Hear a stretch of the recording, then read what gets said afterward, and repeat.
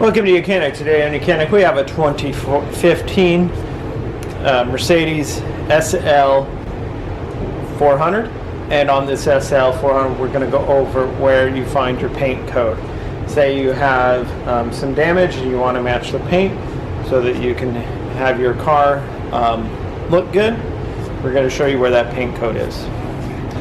So to start with, you'll need to open up the door. The paint code on this vehicle is located on the main VIN number. It is part of that VIN placard.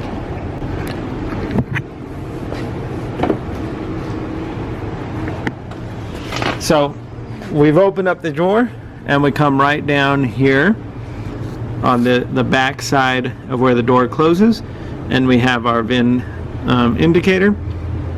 And right here up at the top it says passenger car, and it's got the 3-digit number here right next to the manufacture date. And that 3-digit number, that is your paint code. So the 197, you would take that to be able to match your paint and get it made at a paint place that mixes your paint up. And so that's where you find your paint code on your 2015 SL400. Thanks for watching YOUCANIC, where you can be the mechanic.